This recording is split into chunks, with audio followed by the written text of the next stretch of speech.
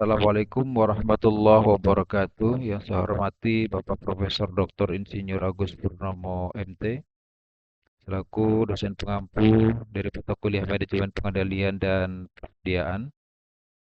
Pada kesempatan hari ini saya Khairul Fahmi dengan nomor induk mahasiswa S211250028 Universitas Logistik dan Bisnis Internasional.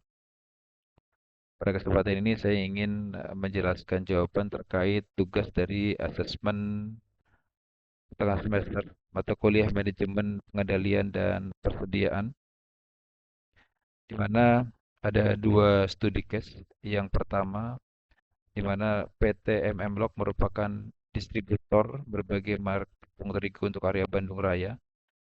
Tepung terigu merek segi 4 hijau kemasan 1 kg adalah produk yang paling besar permintaannya setiap bulan. Data berikut adalah penjualan produk ini pada periode Juni 2025 sampai dengan Mei 2026 dalam satuan karton.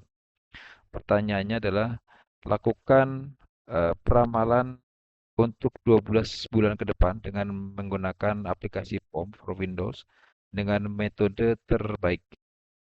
Kedua, jumlahkan hasil ramalan 12 bulan ke depan. Angkanya dibulatkan jika pecahan.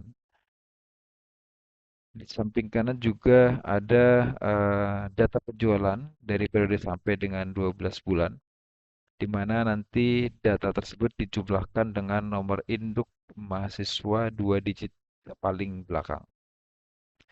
Berikut adalah hasil atau cara menggunakan analisis atau forecasting analisis menggunakan POM QM.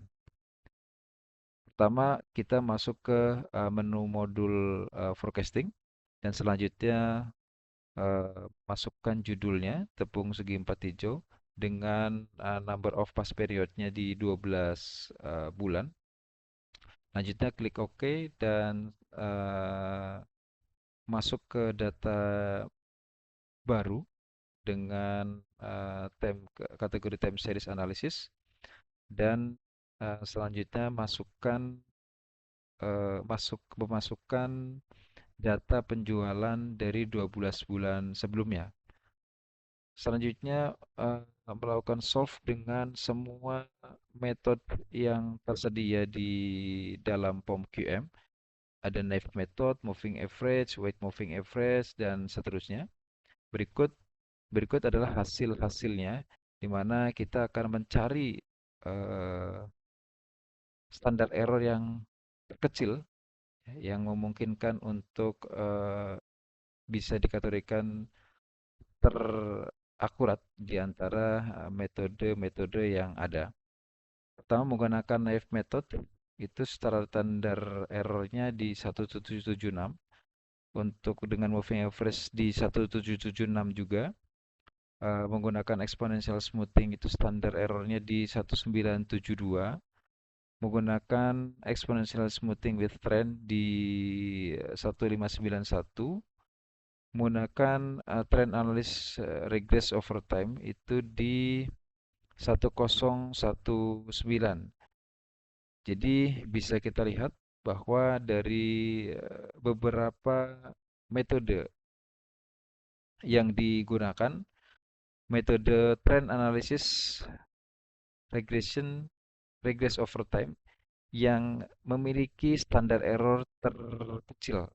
Jadi bisa disimpulkan bahwa trend analysis atau regress over time bisa dipilih menjadi metode yang terbaik yang bisa digunakan.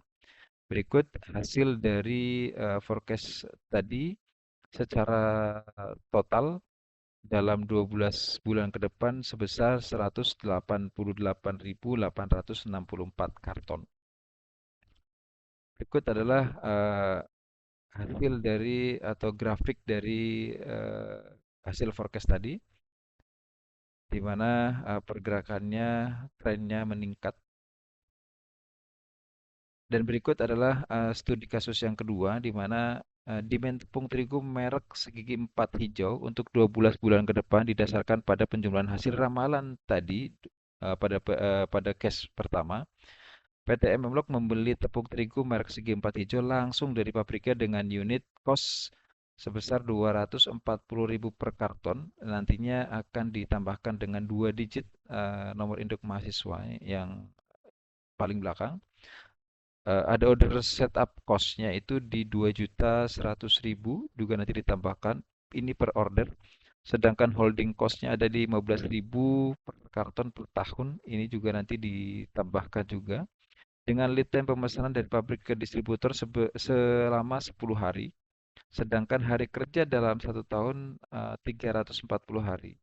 Dengan menggunakan aplikasi POM for Windows, maka hitunglah Economic Order Quantity atau EOQ-nya.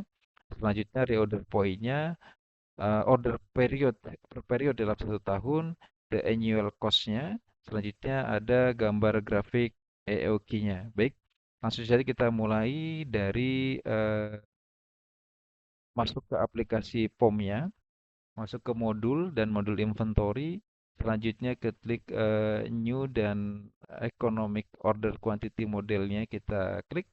Selanjutnya masukkan tepung segi empat hijau dan menggunakan compute order point, lalu klik OK dan memasukkan dari demand rate-nya sesuai dengan soal tadi. Holding cost-nya ditambahkan dengan 2 digit name yang ke belakang. Kurang lebih berikut adalah hasilnya. Dengan demand rate sebesar 188.864 sesuai perhitungan sebelumnya,